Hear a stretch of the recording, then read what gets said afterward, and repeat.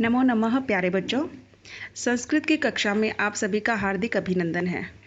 आज के इस वीडियो में हम गृहम शून्यम सुताम विना के प्रश्न अभ्यास हल करेंगे। ठीक है, इससे पिछले वीडियो में हमने इस पाठ का हिंदी अनुवाद किया था। उम्मीद है आप सभी को अच्छे से समझ में आ गया होगा। अगर किसी को कोई डाउट हो तो वो बाद में हम जब क्लास लेंगे उस टाइम पे आपके डाउट क्लियर कर दिए जाएंगे। ठीक है, तो आज हम इसके क्वेश्चन आंसर सॉल्व करते हैं। फर्स्ट क्वेश्चन है, अधोलिखितानां प्रश्नानां उत्तराणि संस्कृत भाषायां लिखत। यानी नीचे लिखे गए प्रश्नों के उत्तर आपको संस्कृत भाषा में लिखने हैं। ठीक है, दिष्टया का समागता। दिष्टया का समागता, दिष्टया मतलब सौभाग्य से कौन आई थी उस समय, तो हमने पाठ में पढ़ा था कौन आई थी। दिष्टया शालिनी समागता, सौभाग्य से शालिनी वहाँ पर आई थी अपने पिता के घर, अपने भाई के घर। राकेश से कार्यालय का निश्चिता। राकेश के कार्यालय में क्या निश्चित हुई थी, तो हमने पढ़ा था ना, एक मीटिंग हुई थी। मीटिंग को संस्कृत में क्या कहते हैं? राकेश से कार्यालय एका महत्वपूर्ण गोष्ठी निश्चिता। एक गोष्ठी, गोष्ठी है आंसर इसका। क्या हुई थी? गोष्ठी। ठीक है, गोष्ठी का मतलब मीटिंग होता है। उसके बाद है, राकेश शालिनीम कुत्र गंतुम कथयति। यानी राकेश शालिनी को कहाँ जाने के लिए कहता है, तो कहाँ जाने के लिए कहा था उसने? राकेश शालिनीम चिकित्सिकां प्रति गंतुम कथयति। राकेश शालिनी को डॉक्टर के पास जाने के लिए कहता है। सायकाले भ्राता कार्यालयात आगत्य किम करोति। शाम के समय भाई कार्यालय से आकर के क्या करता है, तो क्या क्या किया था उसने, वो सारी बातें इसमें लिखनी है। कि क्या हाथ पैर धोए थे ना, पूजा वगैरह की थी, वो सब लिखना है संस्कृत में। तो क्या होगा इसका उत्तर? सायकाले भ्राता कार्यालयात आगत्य हस्तपादादिकम प्रक्षाल्य। शाम को भाई कार्यालय से आकर, अपने ऑफिस से आकर हाथ पैर आदि धोकर, वस्त्राणि च परिवर्त्य, और वस्त्र बदलकर, कपड़े बदलकर, पूजा गृहम गत्वा, पूजा घर में जाकर के, मंदिर में जाकर के, दीप प्रज्वालयति, दिया जलाता है, भवानी स्तुतिम चापी करोति, और भवानी माँ भवानी की स्तुति करता है, उनकी पूजा करता है। ठीक है, ये पूरा लिखना है आपको। अगला है, राकेशः कस्याः तिरस्कारम करोति। राकेश किसका तिरस्कार करता है, तो किसका तिरस्कार? तिरस्कार का मतलब होता है अपमान करना या उसको अनादर करना, उसका आदर ना देना। तो किसके बारे में तिरस्कार की भावना थी उसके मन में? अपने आने वाले बच्ची के बारे में थी ना, कि अगर कन्या पैदा होती तो वो उसको उसके जन्म से पूर्व ही मरवा देना चाहता था। तो इसका उत्तर क्या आएगा? राकेशः सृष्टेः उत्पादिन्याः शक्त्याः तिरस्कारं करोति। राकेश सृष्टेः उत्पादिन्याः शक्त्याः, यानी सृष्टि संसार की उत्पादन देने वाली शक्ति, यानी जन्म देने वाली शक्ति कौन है? वो माँ। उस शक्ति का तिरस्कार करता है। ठीक है, अगला है, शालिनी भ्रातरम का प्रतिज्ञां कर्तुम कथयति। शालिनी अपने भाई को क्या प्रतिज्ञा करने के लिए कहती है, क्या प्रतिज्ञा लेने के लिए कहती है? तो शालिनी भ्रातरम कन्यायाः रक्षणो तस्याश्च पाठने दत्तचित्तं भवितुं प्रतिज्ञा कर्तुम कथयति। शालिनी अपने भाई को कन्यायाः यानी लड़कियों की रक्षा करना, तस्याः पाठने च, और उनकी पढ़ाई के लिए, उसके लड़की, बेटी बचाओ बेटी पढ़ाओ, एक शब्द में हम ऐसे बोल सकते हैं। तो बेटी पढ़ाओ, बेटी बचाओ और बेटी पढ़ाओ, इस दत्तचित्तम भवितुम प्रतिज्ञा में, इस प्रतिज्ञा को लेने के लिए कहती है। ठीक है, क्या प्रतिज्ञा लेने के लिए कहती है? कि बेटी बचाओ और बेटी पढ़ाओ। अगला प्रश्न है, यत्र नार्यः पूज्यन्ते तत्र किम भवति। जहाँ नारियों की पूजा होती है वहाँ क्या होता है? तो जहाँ नारियों की पूजा होती है वहाँ क्या होता है? यत्र नार्यः न पूज्यन्ते। हाँ, जहाँ नारियों की पूजा नहीं होती है उसका आंसर देना है। तो जहाँ नारियों की पूजा नहीं होती, तत्र सर्वा क्रियाः अफलाः भवन्ति। वहाँ सभी कार्य बिना फल वाले होते हैं, यानी उनका कोई फल नहीं मिलता। जिस फल की प्राप्ति के लिए कार्य किया जाता है वो फल नहीं मिलता, यानी असफल होते हैं हर कार्य। ठीक है, अगला प्रश्न है, अधोलिखितां संस्कृत रूपम तत्सम रूपम लिखत। नीचे जो पद दिए गए हैं उन पदों को संस्कृत रूप में, तत्सम रूप में लिखना है। ठीक है, संस्कृत में लिखना है, यानी कि उनको हिंदी में दिए गए हैं। कोख, तो कोख को संस्कृत में क्या कहते हैं? कुक्षी। कोख में साथ, साथ को साकम भी कहते हैं, सह भी कहते हैं, सार्धम भी कहते हैं। तो जो आपको अच्छा लगे वो आप लिख सकते हो। ठीक है, गोद को अंकम, क्रोडम, जो आपको अच्छा लगे वो लिख देना। भाई को भ्राता, ठीक है। और कुआं है उसको कूपः और दूध को दुग्धम, ठीक है। ये इनके उत्तर हैं। पुक्षी, सह, क्रोडम, भ्राता, कुपः और दुग्धम। इनके पर्यायवाची और शब्द होते हैं, उनमें से भी आप उत्तर लिख सकते हैं, पर आपको पता होना चाहिए कि वो उत्तर इसका सही है। तत्सम शब्द होते हैं, संस्कृत में लिखना उनको। उदाहरणम अनुसृत्य कोष्टक प्रदत्तेषु पदेषु तृतीय विभक्ति प्रयुज्य रिक्त स्थानानि पूरयेत्। उदाहरण का अनुसरण करते हुए कोष्टक में दिए गए पदों में तृतीय विभक्ति का प्रयोग करके रिक्त स्थानों की पूर्ति कीजिए, ठीक है। रिक्त स्थान की पूर्ति करनी है। तो मात्रा सह पुत्री गच्छति, ब्रैकेट में दिया हुआ है मातृ। तो मातृ शब्द जो रूप हमने याद किए थे, तो मातृ शब्द रूप मातृ का मात्रा बनता है तृतीय एकवचन में, तो इसमें खालिस्तान में भरा हुआ है, ठीक है। अगले में हमें खालिस्तान भरना है।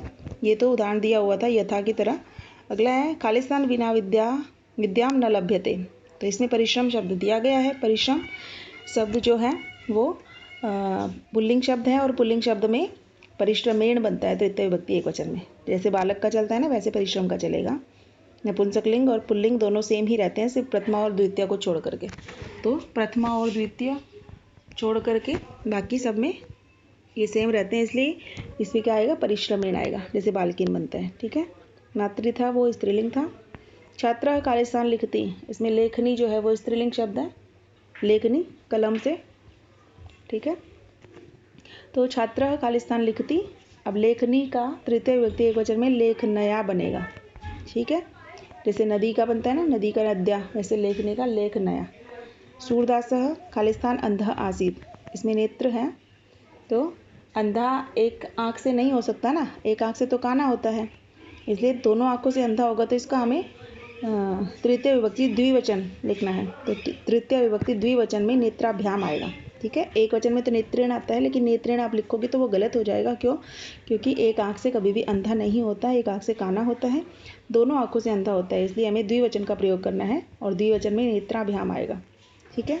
अगला है सह खालिस्तान साकम समयम यापयति, वह खालिस्तान के साथ समय व्यतीत करता है, समय बिताता है। तो मित्र है, मित्र में जैसे बालक का बना था तृतीया में बालकेन, वैसे मित्र का मित्रेण बन जाएगा, ठीक है।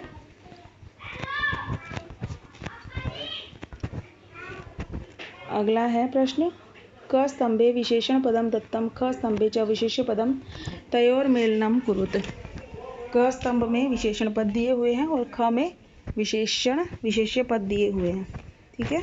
तो उनका हमें मिलान करना है। अब विशेषण क्या होता है और विशेष्य क्या होता है वो आपको पता होना चाहिए, ठीक है। तो विशेषण क्या होता है, जो शब्द किसी की विशेषता बताते हैं, संज्ञा सर्वनाम आदि की, उन्हें विशेषण कहते हैं, और जिस शब्द की विशेषता बताई जाती है उसे विशेष्य कहते हैं, ठीक है। तो इनका मेल करना है हमें। पहली साइड में दिए हैं स्वस्था, ठीक है। स्वस्था जो है वो विशेषण है। अब वो किसका विशेषण है वो हमें यहाँ से छांट के लिखना है। स्वस्था मनोदशा, ठीक है। स्वस्थ मनोदशा, मन की दशा थी। महत्वपूर्ण, ये किसका है, गोष्ठी का है। जघन्यम कृत्यम का है। क्रीडंती पुत्री का है। कुत्सिता वृत्ति ही, ठीक है। तो इनको आपस में मैचअप कर देना, या फिर सामने इनका आंसर लिख देना, मिलान कर देना, दोनों ठीक है। किसी भी तरह आप लिख सकते हो, जैसे आपको सही लगे। मिलान करना हो तो इनका मिलान भी कर सकते हो, ठीक है। पहले मनोदशा, दूसरे का गोष्ठी, तीसरे का कृत्यम, चौथे का पुत्री, और पांचवे का वृत्ति ही। अधोलिखितानां पदानां विलोम पदम पाठा चित्वा लिखत। नीचे दिए गए पदों के विलोम शब्द पाठ से चुनकर लिखने हैं, ठीक है। विलोम शब्द लिखने हैं, यानी कि श्वः का मतलब होता है आने वाला कल, तो इसका अपोजिट वर्ड क्या होगा, हयः, मतलब बीता हुआ कल। प्रसन्ना अप्रसन्ना, वरिष्ठा गरिष्ठा, कनिष्ठा, प्रशंसितम, ठीक है। प्रशंसितम का मतलब प्रशंसा करना। श्वः का मतलब बता दिया था हमने। प्रसन्ना का मतलब होता है खुश होना, तो खुश होना का विलोम क्या होगा, नाखुश होना, अप्रसन्ना। वरिष्ठा का मतलब होता है बड़ा श्रेष्ठ, उसका कनिष्ठा होता है छोटा, ठीक है। प्रशंसितम प्रशंसा करना। गर्हितम निंदा करना। प्रकाशः, प्रकाश का मतलब होता है प्रकाश फैलाना, इसका अंधकारः अंधेरा। सफला का मतलब सफल होना, इसका अफलाः सफल ना होना। निरर्थकः का सार्थकः, ठीक है। तो श्वः का अद्य लिखा है वो भी ठीक है, हय भी आप लिख सकते हो, वो भी ठीक होगा, ठीक है। प्रसन्ना का चिंतिता या अप्रसन्ना दोनों ठीक हैं। वरिष्ठा का कनिष्ठा, ठीक है। प्रशंसितम का निगृणम या गर्हितम भी आप लिख सकते हो। प्रकाशक का अंधकार, अफला सफला का अफला और निरर्थक का सार्थक। ठीक है, मैंने जिन दो बताए हैं उनमें से आपको जो अच्छा लगे वो आप लिख सकते हो। रेखांकित पदम आधृत्य प्रश्न निर्माण करो। रेखांकित पद के आधार पर प्रश्न निर्माण कीजिए, यानी कि जिस पद के नीचे अंडरलाइन है उसकी जगह हमें प्रश्न निर्माण करना है, प्रश्न बनाना है। तो प्रसन्नतायाः विषयोऽयम्, यह प्रसन्नता का विषय है। प्रसन्नता जो शब्द है वो स्त्रीलिंग है।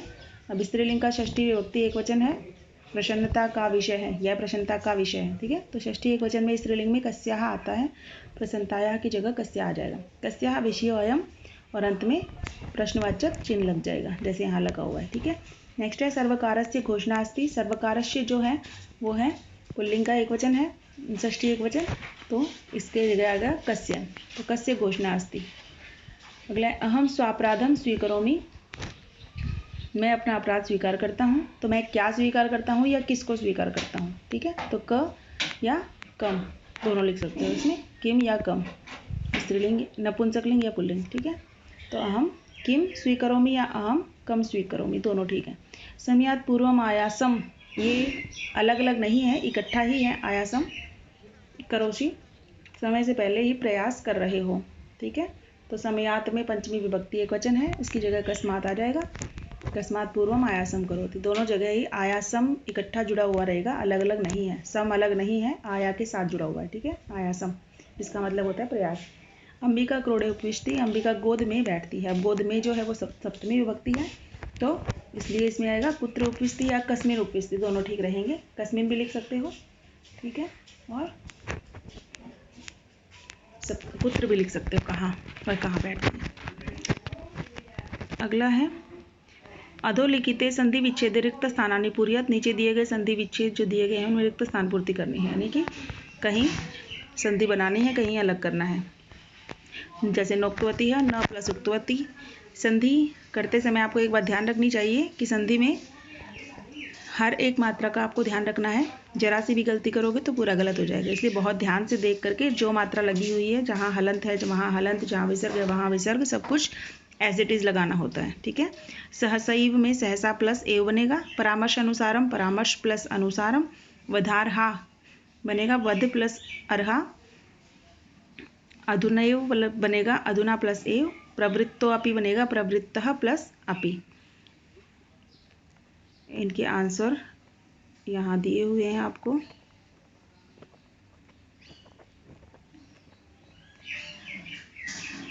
पहले में एव आएगा, ठीक है, सहसा के बाद एव। दूसरे में परामर्श अनुसारम दिया हुआ है, वध आएगा प्लस अर्हा दिया हुआ है, अधुना प्लस एव और प्रवृत्तः प्लस अपि आएगा। ठीक है, तो आज के हमारे क्वेश्चन आंसर कंप्लीट हुए। उम्मीद है आपको समझ में आ गए होंगे। कोई प्रॉब्लम हो तो आप मेरे से व्हाट्सएप पे मैसेज करके पूछ लेना। ओके बेटा, धन्यवाद।